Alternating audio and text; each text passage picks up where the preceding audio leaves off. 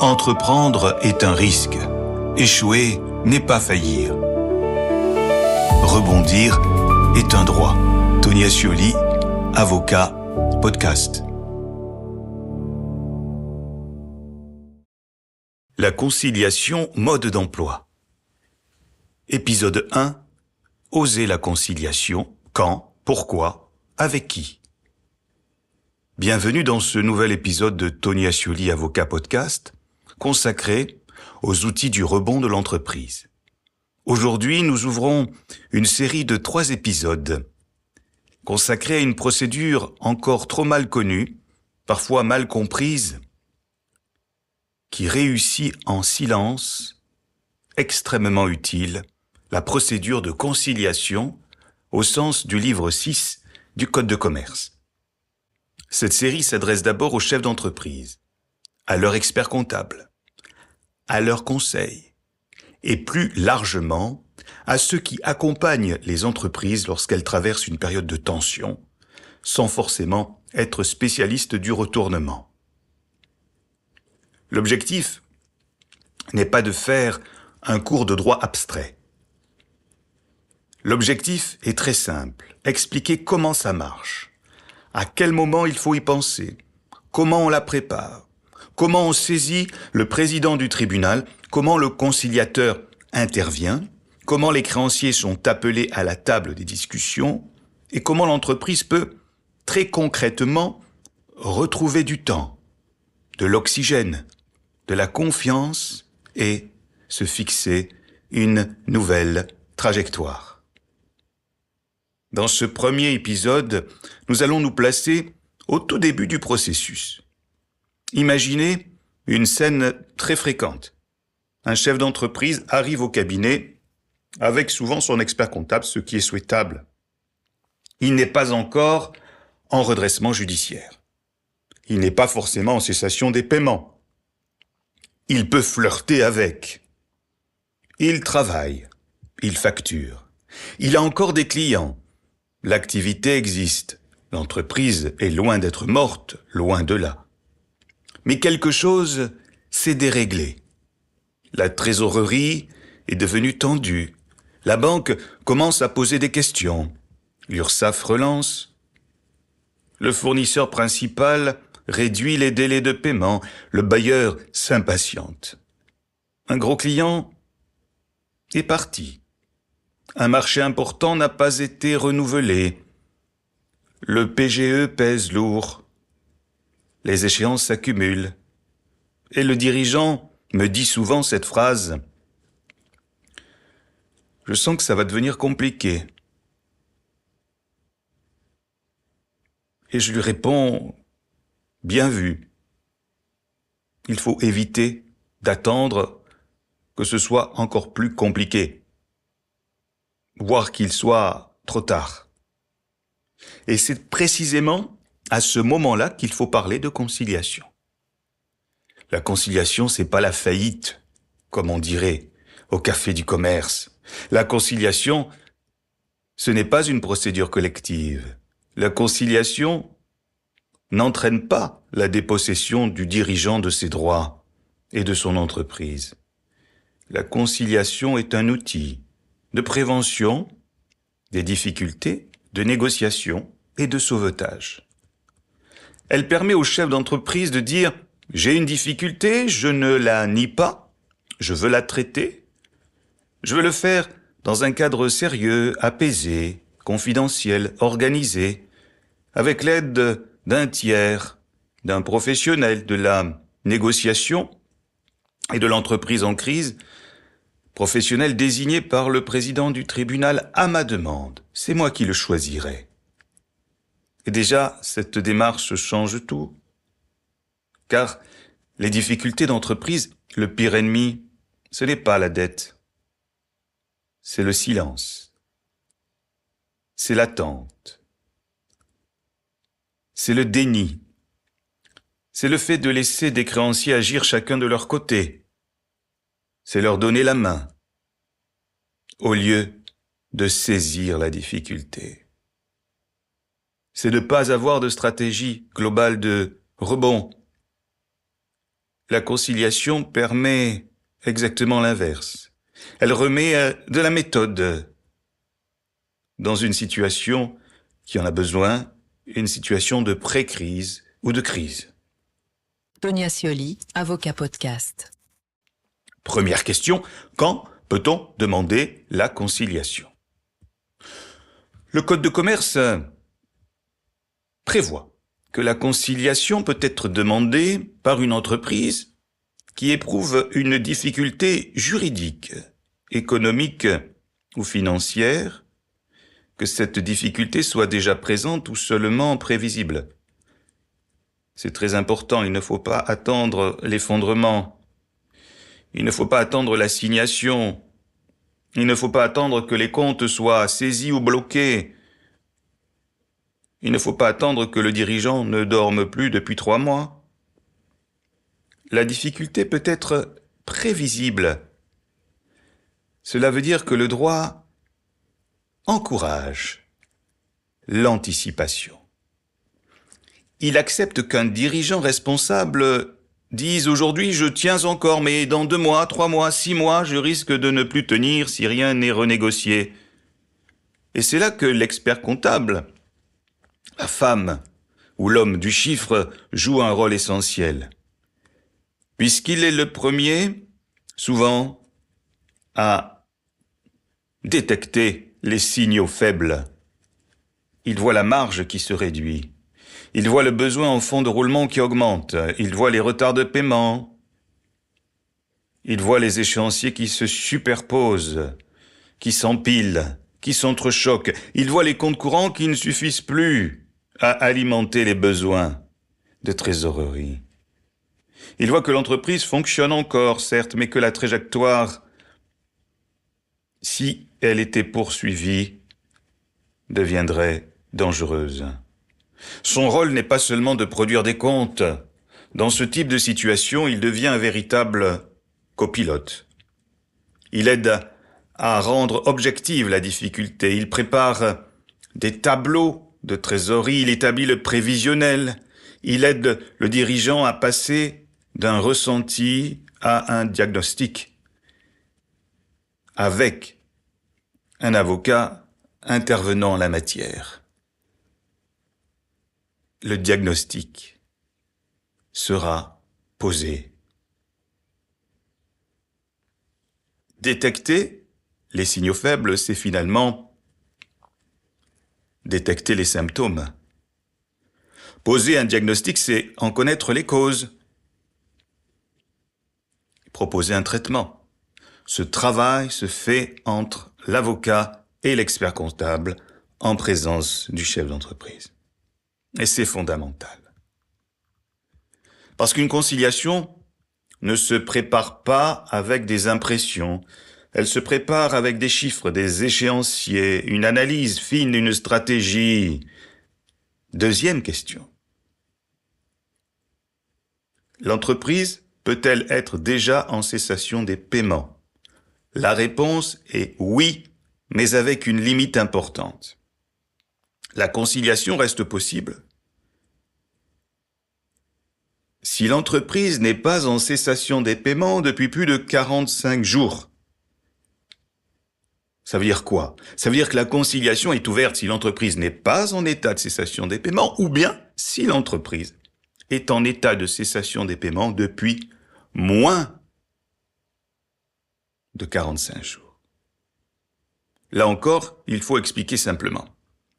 La cessation des paiements, c'est l'impossibilité de faire face aux passifs exigibles avec l'actif disponible. Autrement dit, les dettes immédiatement exigibles ne peuvent plus être payées avec la trésorerie immédiatement disponible.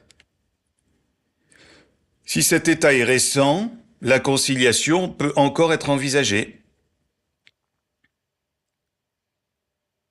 Mais si l'état de cessation des paiements est ancien, c'est-à-dire qu'il dépasse 45 jours au moment où on va saisir le président de la demande, la conciliation ne sera plus l'outil adapté.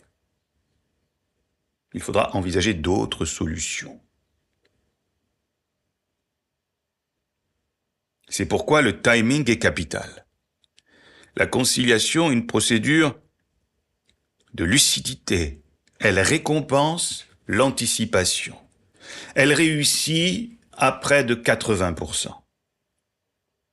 Elle donne leur chance à ceux qui agissent avant que la situation ne soit totalement bloquée. Troisième question. Qui peut demander l'ouverture de la conciliation? C'est le débiteur lui-même, c'est-à-dire le chef d'entreprise, le représentant légal de la société. Un créancier ne peut pas demander à la place de l'entreprise l'ouverture d'une conciliation. Le ministère public ne peut pas l'imposer, comme il pourrait saisir le tribunal d'une demande de redressement judiciaire. La conciliation repose sur une démarche volontaire, et c'est aussi ce qui fait sa force. Le dirigeant n'est pas convoqué pour être jugé. Il saisit lui-même le président du tribunal pour demander de l'aide dans un cadre légal et confidentiel. Il dit en quelque sorte « Je prends mes responsabilités, je veux traiter les difficultés, je veux le faire avant qu'elles ne deviennent irréversibles ». C'est un message extrêmement fort, y compris pour les créanciers, qu'ils soient privés, publics, particuliers ou institutionnels. Je prends mes responsabilités, je veux traiter les difficultés, je veux le faire avant qu'elles ne deviennent irréversibles. Tonia Scioli, avocat, podcast. Quatrième question, à quel tribunal s'adresse-t-on? Lorsque la nature de l'activité commerciale, on s'adresse au président du tribunal de commerce ou le tribunal des activités économiques. Lorsque l'activité est de nature civile, en l'absence de tribunal des activités économiques, on s'adresse au président du tribunal judiciaire.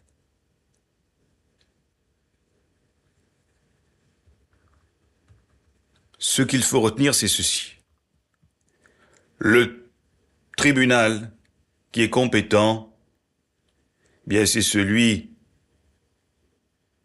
tout proche de l'entreprise. Le tribunal de commerce, là où elle est immatriculée. Et cette demande est présentée par requête. C'est une démarche confidentielle du début jusqu'à la fin. Elle ne donne pas lieu à une publicité comme une procédure collective. Elle ne signifie pas que l'entreprise est publiquement en difficulté. C'est même l'un des grands atouts de la conciliation. Traiter une difficulté sans exposer inutilement l'entreprise. Cinquième question. Que contient la requête? La requête est le document par lequel l'entreprise demande officiellement l'ouverture de la conciliation. Elle doit être rédigée avec sérieux, elle doit être claire et structurée.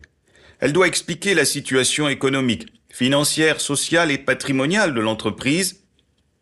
Elle doit présenter les besoins de financement. Elle doit indiquer les moyens envisagés pour faire face aux difficultés. Elle doit identifier les principaux créanciers. Elle doit permettre au président du tribunal de comprendre pourquoi la conciliation est utile et pourquoi elle a des chances d'aboutir. Monsieur le Président, cette entreprise représentée par son dirigeant vient vous voir aujourd'hui pour vous dire qu'elle a besoin de vous. Qu'elle a besoin de vous pour ouvrir une procédure discrète qui, sur son initiative, va lui permettre de trouver des solutions concrètes à ses difficultés passagères. Qu'elles soient structurelles ou conjoncturelles, on a une feuille de route que l'on a prédéfinie avec le conciliateur que nous avons rencontré préalablement à votre saisine. Et il est d'accord pour appliquer cette feuille de route, pour entrer dans cette dynamique de retournement, cette logique de rebond dont vous êtes aujourd'hui saisi. Dans une approche très pratique, la requête doit répondre à plusieurs questions simples. D'abord, qui est l'entreprise? Quelle est son activité? Combien de salariés? Depuis combien de temps existe-t-elle? Quel est son modèle économique, son cycle d'exploitation? Comment l'est-il financé? Quels sont ses clients? Quels sont ses partenaires essentiels?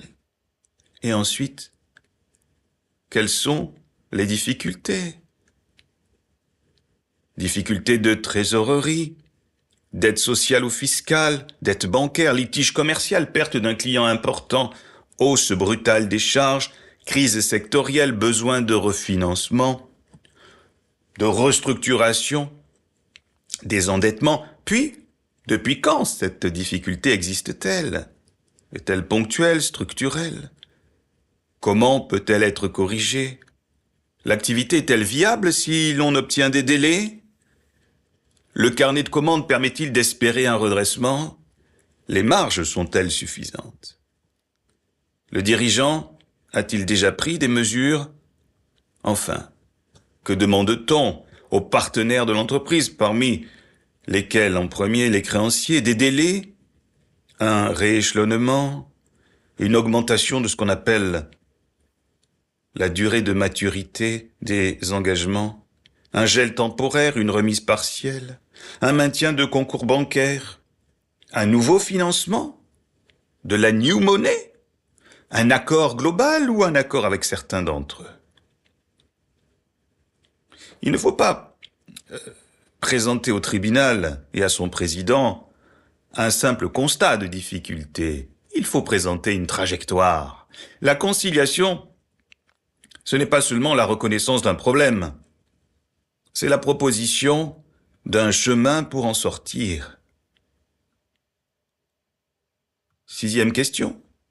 Faut-il proposer le nom d'un conciliateur? Oui, c'est possible et c'est hautement recommandé. Parce que ce travail de définition de la feuille de route se fait en amont. Je me répète, mais c'est pas grave. Le chef d'entreprise vient me voir à l'initiative de son expert comptable ou avec son expert comptable. Ensemble, nous allons poursuivre le travail que l'expert comptable intuitivement a déjà commencé, c'est-à-dire la détection des signaux faibles. Signaux faibles financiers, réglementaires, sociaux, opérationnels.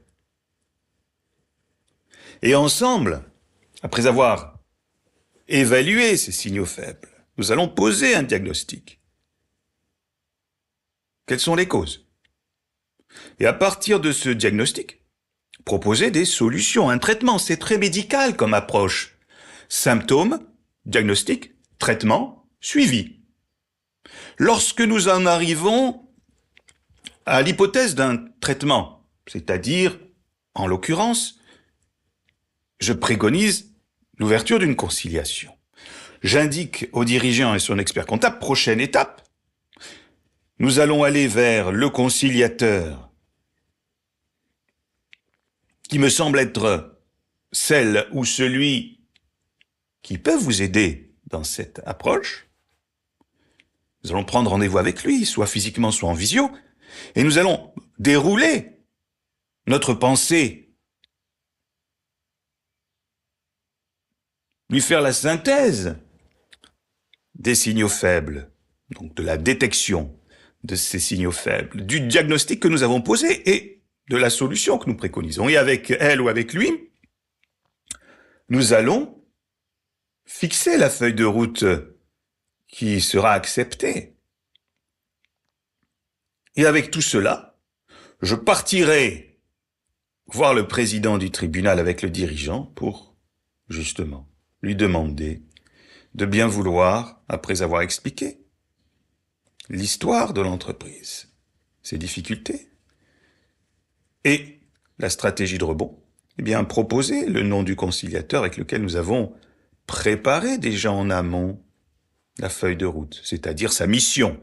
Négocier, restructurer, etc., etc., etc. Tognazzioli avocat podcast. Donc, faut-il proposer le nom d'un conciliateur? Oui, c'est possible et c'est hautement recommandé. Pour ma part, c'est systématique. Le texte le prévoit. Le débiteur peut proposer le nom d'un conciliateur au président du tribunal. Il n'est pas juridiquement obligé de suivre cette proposition, mais en pratique, lorsque la demande est cohérente et que le professionnel proposé présente les garanties nécessaires, cette proposition peut être plus qu'utile. Elle est opportune. Vous allez choisir le chirurgien qui va opérer. C'est pourquoi, avant même de déposer la requête, il est, je le rappelle, essentiel d'organiser un rendez-vous préparatoire avec le conciliateur pressenti. Ce rendez-vous, ce n'est pas encore la conciliation.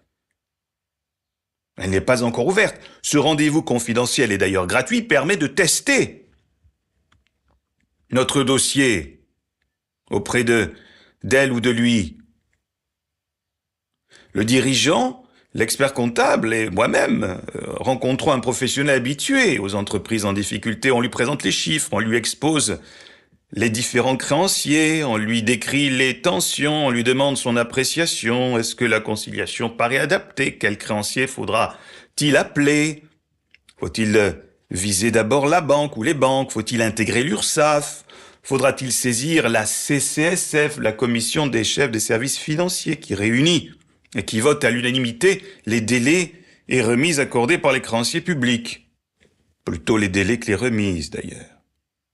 Faut-il parler au bailleur ou garder le silence et ne rien lui dire? Faut-il ouvrir la discussion avec un fournisseur stratégique? Quel calendrier semble réaliste? Quels documents seront nécessaires, notamment comptables et financiers? Des prévisionnels d'exploitation et de trésorerie? Quel coût prévoir? La question du coût est essentielle. Elle est conventionnelle, que ce soit pour l'avocat, l'expert comptable ou le conciliateur. D'ailleurs, lors du dépôt de la requête, parmi les documents obligatoires qui sont joints à la requête figure la proposition de rémunération du conciliateur, préalablement négociée avec le dirigeant de l'entreprise. Ce rendez-vous préalable, vous l'avez compris, est très précieux. Il évite de déposer une requête mal préparée.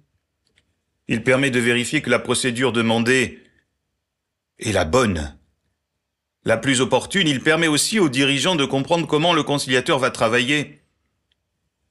Car le conciliateur n'est pas un magicien, il n'efface pas les dettes. Il ne décide pas à la place des créanciers, ni du dirigeant, car il ne remplace pas le dirigeant. Son rôle est de favoriser un accord. Il est un tiers de confiance, il rassure, il organise la discussion, il met chacun autour de la table. Il aide à sortir de la logique de confrontation. Il rappelle que l'intérêt du créancier n'est pas toujours d'écraser l'entreprise, de rester sur ses positions, mais parfois de lui permettre de survivre, pour être payé demain. 7e question. Comment se passe le rendez-vous avec le président du tribunal? Là encore, il faut dédramatiser. Le dirigeant n'entre pas dans une audience publique comme dans un procès, il est reçu dans le bureau du président, dans un cadre confidentiel. Il explique sa situation. Son avocat présente la demande.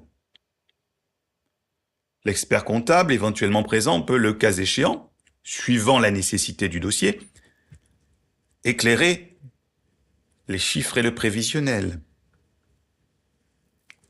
Le président doit vérifier 3 choses. Premièrement, l'entreprise rencontre-t-elle une difficulté réelle ou prévisible? Deuxièmement, la conciliation est-elle utile? Troisièmement, existe-t-il une chance sérieuse de conclure un accord? Le président n'est pas là pour humilier le dirigeant. Il n'est pas là pour sanctionner une entreprise qui demande de l'aide à temps. Il n'est pas là pour juger. Il est là pour apprécier si la procédure sollicitée est adaptée et si le cadre légal est respecté. C'est un moment important. Mais ce n'est pas un moment à redouter lorsque le dossier est préparé. Au contraire, beaucoup de dirigeants ressortent de ce rendez-vous avec un sentiment de soulagement. Parce qu'au-delà des articles du Code de commerce, c'est l'humanité du président qui s'est exprimée. Rappelons que les magistrats des tribunaux de commerce sont des juges consulaires. Ce sont des magistrats qui sont élus par leurs pairs. Ce sont des chefs d'entreprise qui sont là pour, naturellement, dans le cadre des contentieux, exercer une mission visant à trancher des différends. Mais dans le cadre des procédures de conciliation, ils sont là pour bien autre chose. Ils sont là pour accompagner le dirigeant dans ce choix qu'il a fait, ô combien louable, de prendre des mesures d'anticipation. Alors pourquoi les dirigeants ressortent de ce rendez-vous avec un sentiment de soulagement? Eh bien parce que la difficulté n'est plus seulement dans leur tête, elle est nommée, organisée, elle est prise en charge dans un cadre. On passe de l'angoisse à la méthode. 8e question. Que prévoit l'ordonnance d'ouverture? Si le président fait droit à la demande, il rend une ordonnance qui ouvre la procédure de conciliation. Cette ordonnance désigne le conciliateur.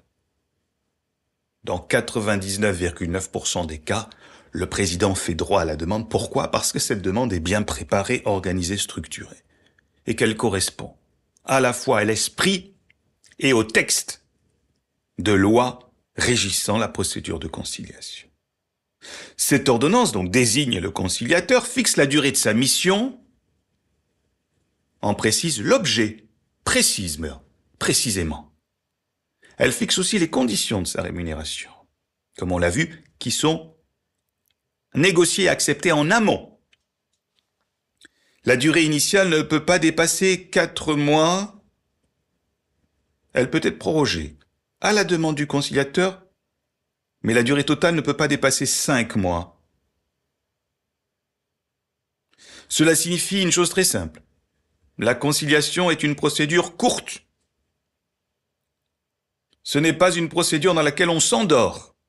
Ce n'est pas un temps indéfini, ce n'est pas une salle d'attente, c'est une fenêtre de négociation. Et comme cette fenêtre s'ouvre pour une durée très limitée, il faut arriver prêt. Voilà pourquoi le travail fait en amont de l'ouverture est déterminant. Le dirigeant doit avoir réuni les documents.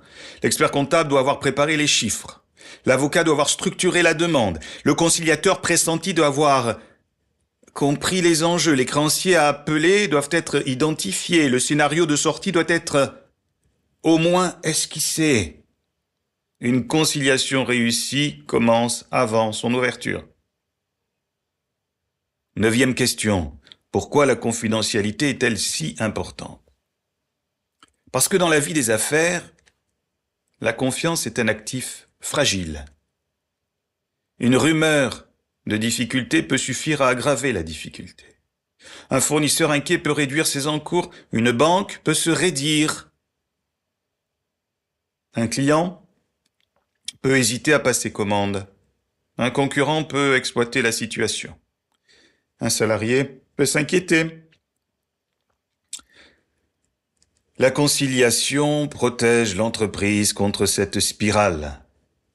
Elle permet de traiter la difficulté avec les personnes qui doivent être associées sans exposition générale et inutile.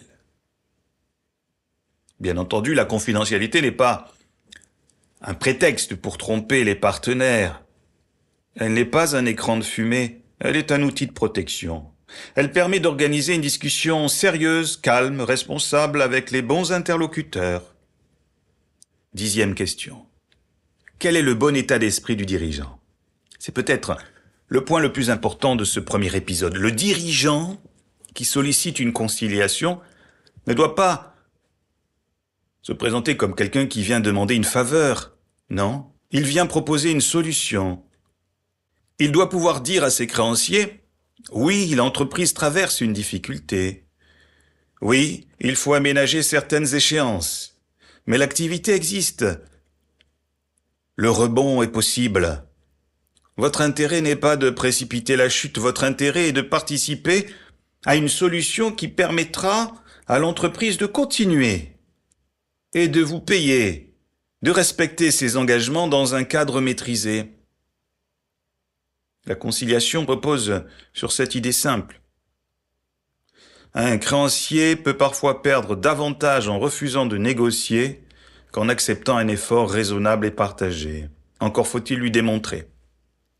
Et cette démonstration passe par les chiffres, par la sincérité, par la cohérence du plan proposé.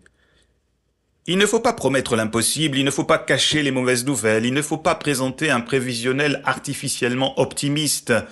Il ne faut pas demander des efforts aux créanciers sans montrer les efforts du dirigeant.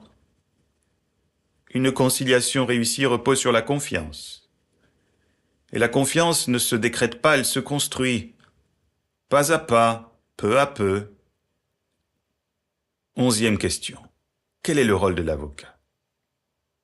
Dans cette phase, l'avocat a un rôle de traducteur et de stratège. Il traduit la situation économique en démarche juridique.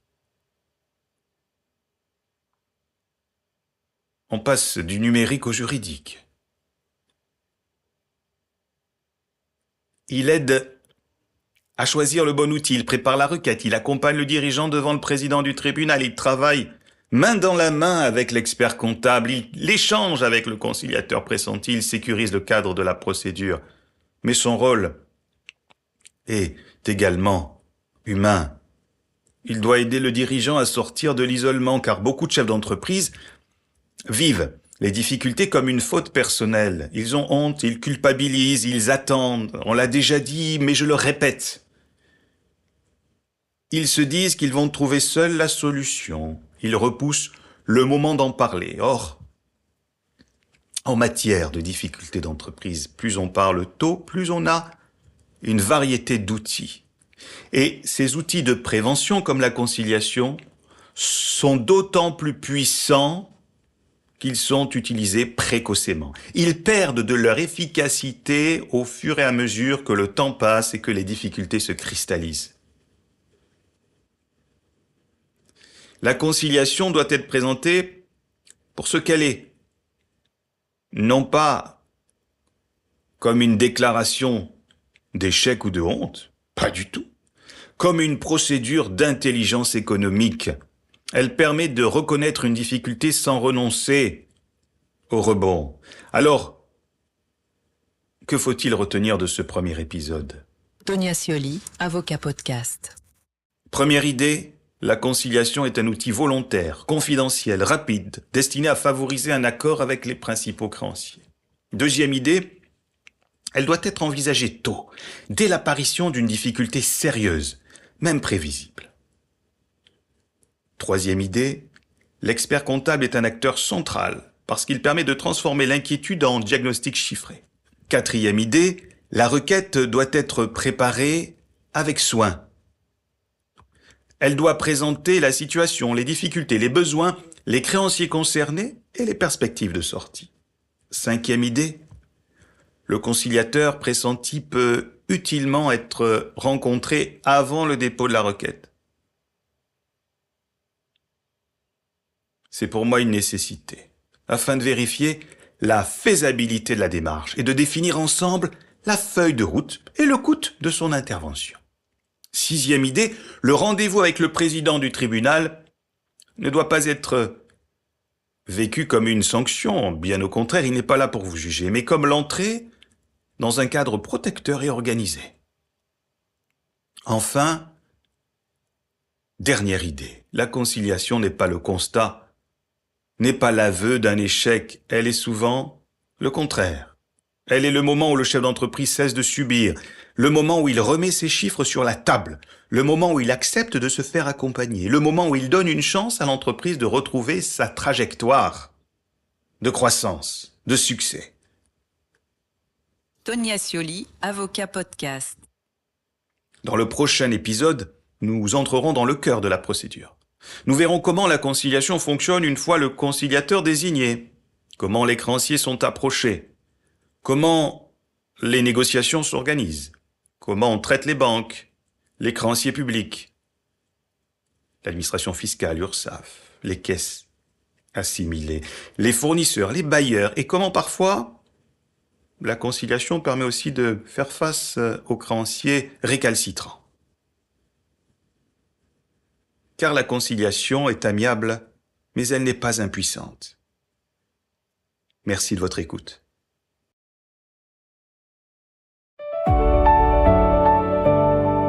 Entreprendre est un risque. Échouer n'est pas faillir. Rebondir est un droit. Tonia Scioli, avocat, podcast.